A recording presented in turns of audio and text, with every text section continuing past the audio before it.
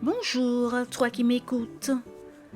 Un toucher guérisseur, c'est le titre de la méditation du 8 juillet. Marc 1, versets 30 et 31 se lit ainsi. La belle-mère de Simon était couchée, ayant la fièvre, et aussitôt on parla d'elle à Jésus. S'étant approché, il la fit lever en lui prenant la main, et à l'instant la fièvre la quitta. Puis elle les servit. Je suis frappée par le fait que Jésus opère ses guérisons avec une étonnante économie de moyens. Le contraire de ce qui était et est encore courant chez les guérisseurs qui ont tendance à attirer l'attention sur leur thérapie. Tout dans les gestes, les paroles et les attitudes de Jésus dénote une admirable discrétion. Contrairement à la plupart des récits anciens de thaumaturge, les textes évangéliques rayonnent de sobriété, de simplicité et d'une brièveté déconcertante.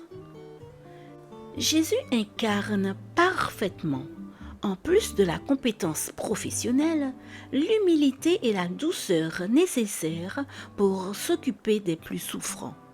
Ce sont d'ailleurs les deux vertus que l'Évangile souligne pour définir son caractère, voir Matthieu 11, verset 29. Un simple geste de sympathie, une main qui touche un corps malade, Matthieu 8, verset 15, un regard affectueux, une parole d'encouragement, une question qui facilite la relation avec le patient. Ce sont des attitudes qui renforcent aussi la dignité de la personne.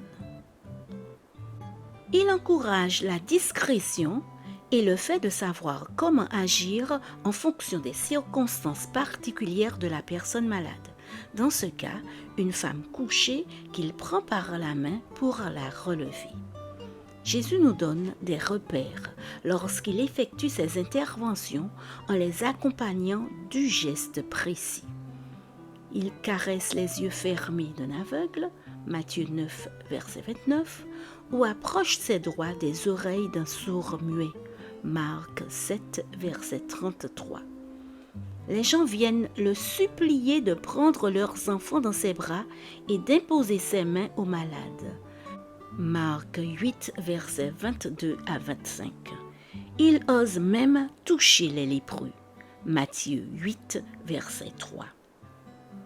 De nombreux professionnels, en particulier les professionnels de la santé, mais cela vaut aussi pour les pasteurs, les psychologues ou les enseignants, et pour chacun d'entre nous, traversent la vie endurcis de préjugés et de réserves qui les séparent de ceux qui devraient se sentir proches d'eux. Le contact personnel, le toucher physique approprié, voire l'étreinte dans certains cas, reste encore, en de nombreuses occasions, le geste le plus approprié.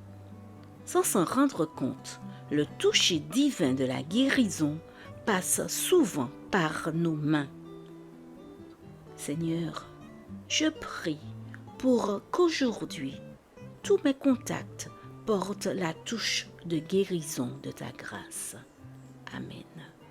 Bonne journée sous le regard de Dieu.